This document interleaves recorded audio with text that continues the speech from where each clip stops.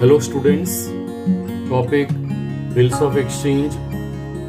We are going to solve practical problem from page number 306, problem number 7. ये problem में आपको एक transaction दिया है in which insolvency of drawee is given. इसका मतलब ड्रॉवी इंसॉल्वेंट हो जाता है. A person becomes insolvent when his liabilities are more than his assets. अगर ड्रॉवी का लाइबिलिटीज ज़्यादा हो जाता है और उसका एसेट्स कम है and he is not in a position to pay off his liabilities, तो उस समय ड्रॉवी को इंसॉल्वेंट डिक्लेयर करते हैं. Now, अगर ड्रॉवी इंसॉल्वेंट हो गया है then he will not be able to pay the bill amount. वो बिल का पूरा पैसा पे नहीं कर सकते. And whenever drawee is not able to pay the full amount of the bill, तो जो बिल उसने एक्सेप्ट किया था वो बिल हमें सबसे पहले डिसऑनर करना है. डिसऑनर करने के बाद ड्रॉवर को उस बिल में से सिर्फ कुछ पैसा रिसीव हो जाएगा. He will not receive the full amount. So drawer will receive only some amount, और जो पैसा ड्रॉवर को रिसीव नहीं हो रहा है that amount is a bad debts for the drawer. तो जो पैसा रिसीव हो रहा है उसके लिए हमें कैश बैंक अकाउंट को डेबिट करना है. And for a drawer, bad debts is a loss. तो along with cash bank हमें bad debts को भी डेबिट करना है. तो ड्रॉवर के लिए जो अमाउंट उसको रिकवर नहीं हो रहा है it is a loss, it is a bad debts. But for a it is deficiency. Deficiency means deficit, means drawee उतना पैसा कम पे कर रहा है. तो अभी हमें जर्नल एंट्रीज देखना है that if drawee becomes insolvent then क्या जर्नल एंट्रीज हमें पास करना है in the book of drawer and drawee. Now whenever drawee becomes insolvent, जो फर्स्ट जर्नल एंट्री हमें पास करना है that will be for dishonour of a bill, और उसके बाद फिर हमें इंसॉल्वेंसी का जर्नल एंट्री पास करना है. Whenever we are passing journal entry for dishonor of a bill in the book of drawer, तो हमें ड्रॉवी का अकाउंट हमेशा डेबिट करना है. Now which account will come on credit side? That will depend upon the previous transaction. अगर drawer ने bill अपने पास ही retained किया है then we have to credit to bills receivable account. अगर ड्रॉवर ने बिल डिस्काउंट किया था बैंक में तो हमें बैंक अकाउंट क्रेडिट करना है. If the bill was send to bank for collection then bill send for collection account credit होगा. और अगर बिल एंडोर्स्ड किया था तो एंडोर्सी अकाउंट क्रेडिट होगा. ये चारों में से कोई तो भी एक अकाउंट क्रेडिट होगा depending upon the transaction. And in the book of drawee whenever a bill is dishonored the bill will come in, और ड्रॉवी ड्रॉवर को क्रेडिट करेगा.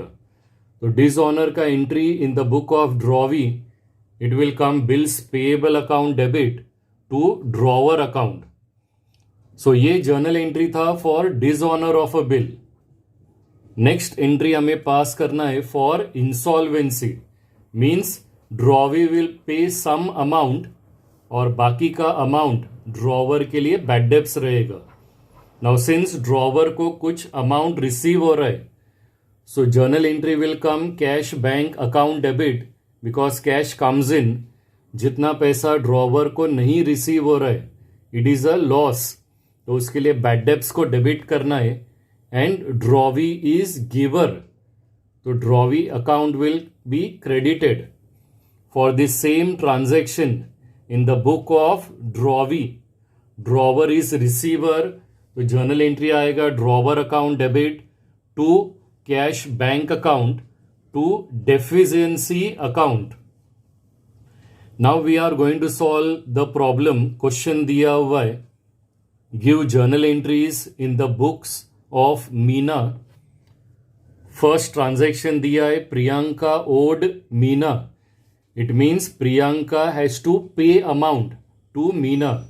Since Priyanka को पैसा पे करना है, so Priyanka is drawee और मीना को पैसा रिसीव होने वाला है, तो Meena is drawer.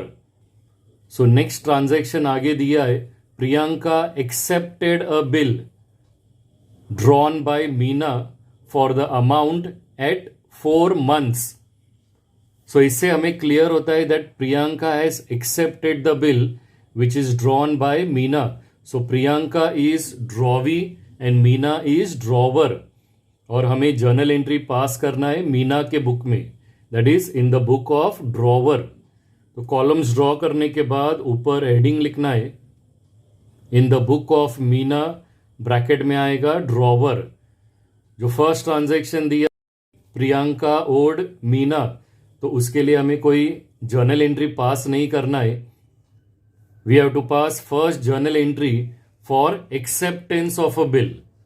A bill is accepted by Priyanka और accept करने के बाद that bill will come to drawer. So for drawer, bill comes in and Priyanka is giver. तो first journal entry आएगा, bills receivable account debit to Priyanka account. Amount will come 18,000. Narration record करना है, being acceptance received. Further transaction is given, Meena endorsed the same bill to Sagar. Drawer ने क्या किया है, वो bill को transfer किया है टू सागर.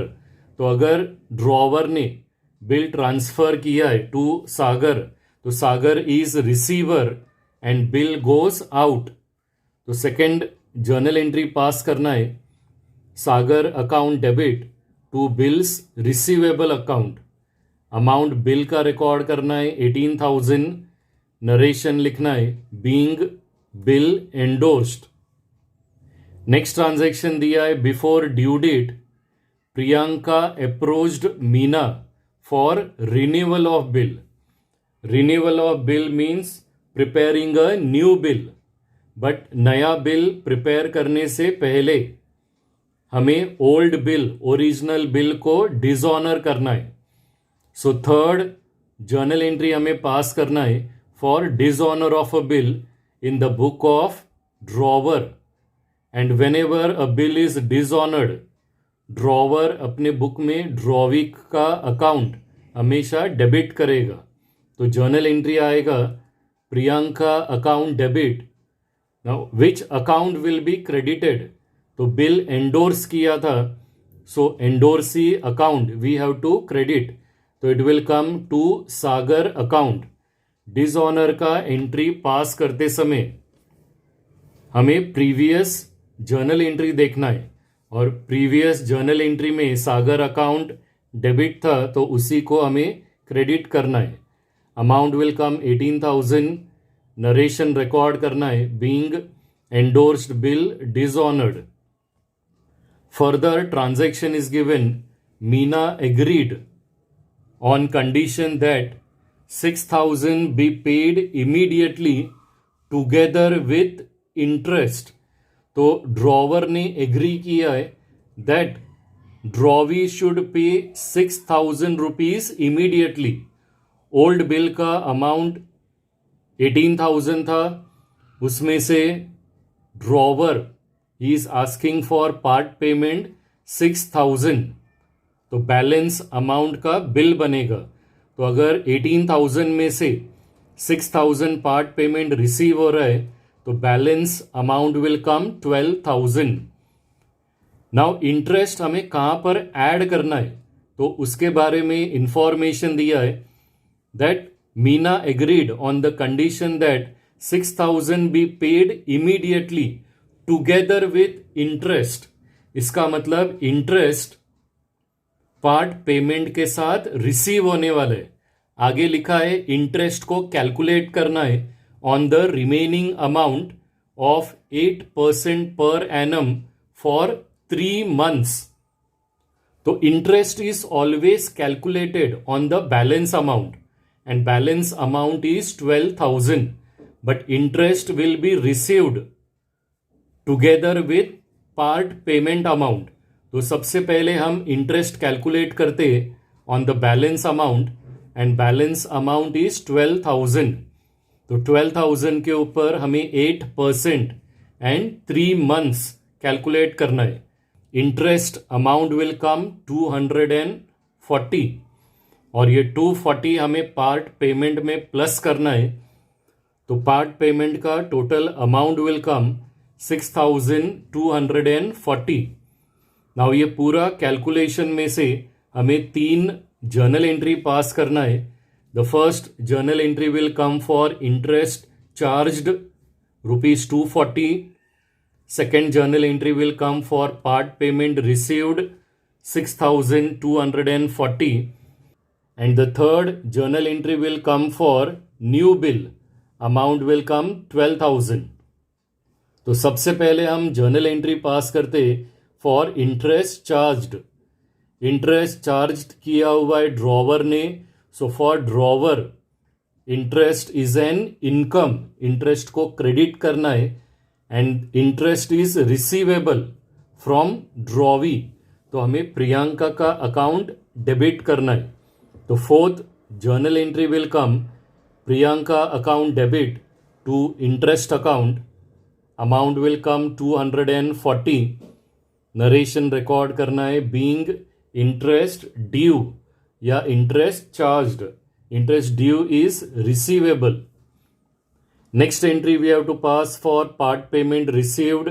ड्रॉवर को पार्ट पेमेंट रिसीव हो रहा है, सो हमें कैश बैंक अकाउंट को डेबिट करना है, और ये part payment is given by Priyanka. So Priyanka account will be credited.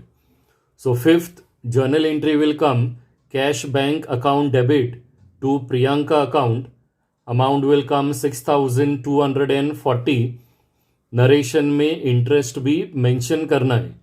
So narration will come being part payment received with interest. And third journal entry we have to pass for acceptance of a new bill. Acceptance का same journal entry हमें pass करना है जो हमने first journal entry लिखा है, but new bill का amount balance amount आएगा 12,000. So sixth journal entry will come bills receivable account debit to Priyanka account. Amount will come 12,000. Narration record करना है being new bill acceptance received. Further transaction is given and Priyanka should accept a new bill. तो हमने उसका भी journal entry पास किया है. These arrangements were carried through. However, before the due date, Priyanka became insolvent. Now drawee insolvent हो गया है, तो ये जो न्यू बिल का अमाउंट है 12,000, she will not be able to pay the full amount. आगे ट्रांजैक्शन दिया है Priyanka became insolvent and only 50% of the amount could be recovered from her estate. So since drawee insolvent हो गया है, तो she will not be able to pay full amount. And whenever Drawee is not in a position to pay the full amount, हमें सबसे पहले bill को dishonour करना है, न्यू बिल को डिसऑनर करना है. और डिसऑनर का entry in the book of drawer हमें ड्रॉवी का अकाउंट हमेशा डेबिट करना है, and the bill was returned, तो हमें बिल्स रिसीवेबल अकाउंट को क्रेडिट करना है. So seventh journal entry will come Priyanka account debit to bills receivable account. Amount will come 12,000. Narration record करना है being new bill dishonored due to insolvency. 12,000 में से drawer has received 50% of the amount. उसको recovered हुआ है. So हमें 12,000 का 50% calculate करना है, and 50% will come 6,000. तो ड्रॉवर को 6,000 रुपीस रिसीव हुआ है, उसके लिए हमें कैश बैंक अकाउंट डेबिट करना है. Balance amount 6,000 is a loss for the drawer, उसके लिए हमें बैड डेब्ट्स अकाउंट को डेबिट करना है. And account will be credited drawee's account, that is Priyanka account. So 8th journal entry will come: cash bank account debit 6,000, bad debts account debit 6,000 to Priyanka account. Narration record करना है. being 50% recovered as full and final settlement.